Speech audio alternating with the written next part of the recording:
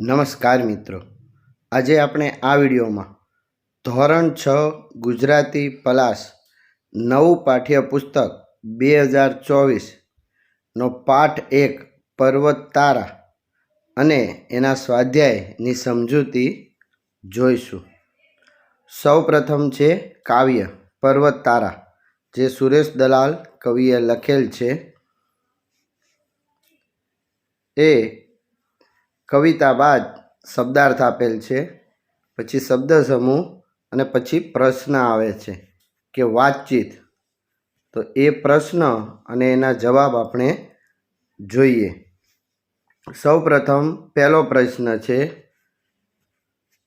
આપણે પ્રાર્થના કેમ કરીએ છીએ? તો જવાબ, પ્રાર્થના એ આત્માનો ખોરાક છે.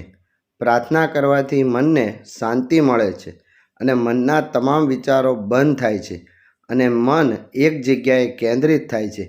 તે માટે પ્રાર્થના કરીએ છીએ. બીજો પ્રશ્ન, તમને કયા કયા કુદરતી સ્થળોએ જવું ગમે, કેમ? તો અમને ગિરનાર, સાપુતારા, નળ સરોવર, જૂનાગઢ, પાવાગઢ વગેરે જેવા ગુજરાતના સ્થળોએ જવું ગમે, કારણ કે ત્યાં કુદરતી સૌંદર્યનો ખૂબ લાભ મળે છે.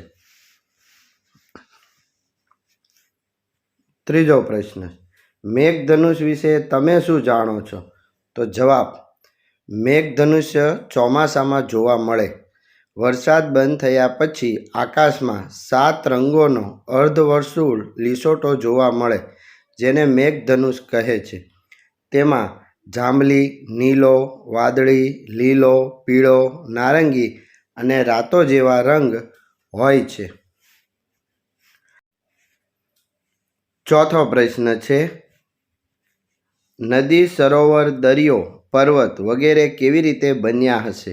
તો જવાબ, નદી, સરોવર, દરિયો, પર્વત વગેરે ભૂકંપ, જ્વાળામુખી વિસ્ફોટ, ભૂસ્ખલન, પૂર જેવી કુદરતી આફતોને કારણે બન્યા હશે. પાંચમો પ્રશ્ન, આપણે ઈશ્વરને તું કહીને કેમ સંબોધીએ છીએ? તો જવાબ, ઈશ્વર ખૂબ દયાળુ છે. તે આપણો પાલનહાર છે. તે આપણી બધી ભૂલો માફ કરી દે છે. એટલે આપણે ઈશ્વરને આપણો પોતાનો સમજીએ છીએ. તેથી તું કહીને સંબોધીએ છીએ.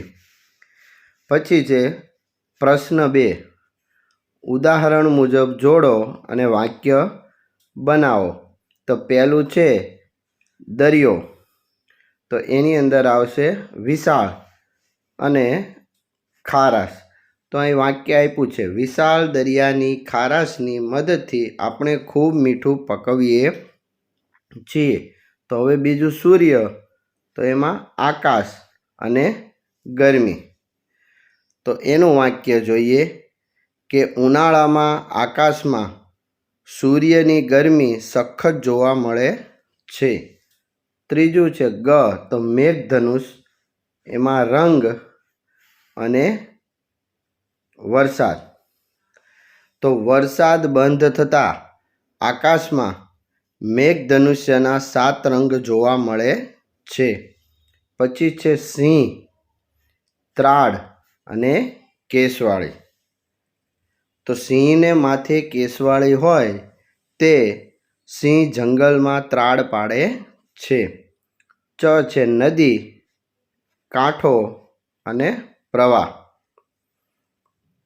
તો એનું વાક્ય જોઈએ કે નદીનો પ્રવાહ કાંઠા નજીક ઓછો હોય છે. આગળ છે ત્રીજો પ્રશ્ન, ઉદાહરણ મુજબ શબ્દ જોડી બનાવો. ચશ્મા તો આંખ, કાગળ તો પુસ્તક, હોડી તો પાણી નદી, ચંપલ તો પગ, પતંગ તો દોરી અને કપડાં તો શરીર. હવે પ્રશ્ન ચોથો છે, પ્રશ્નોના જવાબ લખો. તો પ્રશ્નના જવાબ જોઈએ. પહેલો પ્રશ્ન છે, કવિ પ્રકૃતિમાં કોના દર્શન કરે છે? તો જવાબ, કવિ પ્રકૃતિમાં ઈશ્વરના દર્શન કરે છે. બીજું, કવિ કોને ભગવાનની આંખ ગણે છે? તો જવાબ, કવિ સરોવરને ભગવાનની આંખ ગણે છે. ત્રીજું, વિશાળ દિલ હોવું એટલે શું? તો જવાબ વિશાળ દિલ હોવું એટલે ખૂબ મોટું દિલ હોવું. ચોથું, મેઘધનુષ અને મોરપીંછમાં શી સમાનતા હોય? તો જવાબ મેઘધનુષ અને મોરપીંછમાં રંગ બાબતમાં સમાનતા હોય છે. પાંચમો પ્રશ્ન, સૂર્ય અને ચંદ્ર એકબીજા સાથે સંતાકૂકડી રમતા હોય એવું કેમ લાગે? તો જવાબ ચંદ્ર એ પૃથ્વીને સૂર્યની આસપાસ ફરે છે અને આપણી પૃથ્વી સૂર્યની આસપાસ ફરે છે. આ કારણે સૂર્ય અને ચંદ્ર એકબીજા સાથે સંતાકૂકડી રમતા હોય એવું લાગે છે. એની પછીનો પ્રશ્ન છે, નીચેની પંક્તિ સમજાવો. તો જોઈએ, પંક્તિ છે કે તું તરણાનો તારણહારો, ઝરણાનો તું નાદ, ફૂલ ફૂલની રંગ સુગંધે તારી છે સોગાત. તો સમજૂતી, હે ઈશ્વર, તું મનુષ્યનો તારણહાર છે, ઝરણાનો અવાજ પણ તું જ છે અને ફૂલ ફૂલમાં રહેલ રંગ અને સુગંધ એ તારી જ ભેટ છે. એની પછી છે પ્રશ્ન 6, આપેલા શબ્દોને લાગુ પડતા શબ્દો ઉદાહરણ મુજબ લખો. તો અહીં ઉદાહરણ દરિયાનું આપ્યું છે. તો આપણે જોઈએ પહેલું વૃક્ષ. તો વૃક્ષમાં પક્ષી, પ્રાણી, ફળ, ફૂલ, મૂળ, થડ, લાકડું, જીવજંતુ. પર્વત, પથ્થર, ઘાસ, જીવજંતુ, પ્રાણી, ઝાડ અને નદી. આકાશ, તારા, સૂર્ય, ચંદ્ર, વાદળ, પક્ષી. નદી તો પાણી, હોડી, માછલી અને આંખ, શંખ. સાતમો પ્રશ્ન, તો શું થાય વિચારો અને લખો. તો એના જવાબ આપણે જોઈએ કે પહેલું છે, જો નદી આપણને પાણી આપવાની ના કહી દે તો મનુષ્ય, પશુ, પંખી પાણી વગર જીવી શકે નહીં અને ઘણી બધી તકલીફ પડે. બીજું, જો વૃક્ષ જ ના હોય તો આપણને ફળ, ફૂલ, શાકભાજી, લાકડું, ઔષધિ, અનાજ, કઠોળ કાંઈ મળે નહીં. પશુ પંક્ષી જે ઘર બનાવે છે તે બનાવી શકે નહીં અને વરસાદ પણ આવે નહીં. ત્રીજો પ્રશ્ન, જો સૂર્ય સાવ ઠંડો થઈ જાય તો પૃથ્વી પર ગરમી વધી જાય અને બાષ્પીભવન ના થવાથી વરસાદ પણ બંધ થઈ જાય. ચોથું, જો બધા જીવજંતુ આપણી પૃથ્વી પરથી ગાયબ થઈ જાય તો? હવે જીવજંતુ એ પૃથ્વીના સફાઈ કામદાર છે. જીવજંતુ ગાયબ થઈ જાય તો પૃથ્વી પર ગંદકી વધી જાય અને આપણે સહન ન કરી શકીએ. આઠમો પ્રશ્ન છે, કૌંસમાંથી સાચો વિકલ્પ પસંદ કરી ખાલી જગ્યા પૂરો.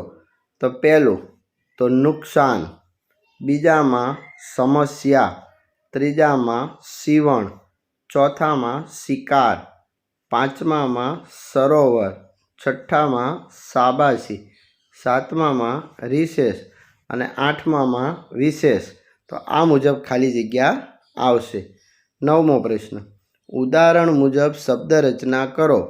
તારે તે તો તારણહાર, સર્જન કરે સર્જનહાર, પાળે પાલનહાર, રક્ષણ કરે રક્ષણહાર.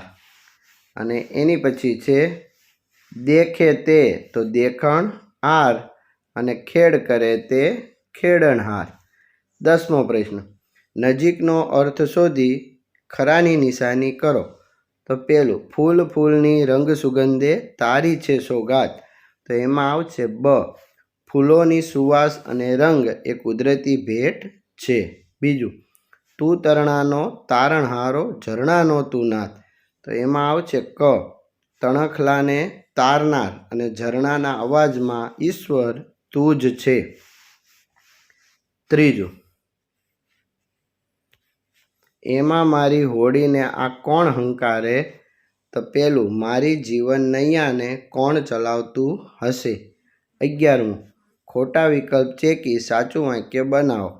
તો પહેલું, લોકો જુદા જુદા કામ કરીને આજીવિકા તો મેળવે આવશે અને બીજા શબ્દો ચેકી નાખીશું. બીજું, ગુજરાતમાં દિવસે દિવસે ઉદ્યોગોનો વિકાસ તો થયો આવશે. ત્રીજું, ભગવાને સૃષ્ટિનું સર્જન કર્યું. ચોથું, પરીક્ષા નજીક આવતા તેણે તૈયારી આરંભી. તો બાકીના શબ્દો એ ચેકી નાખીશું. આભાર મિત્રો.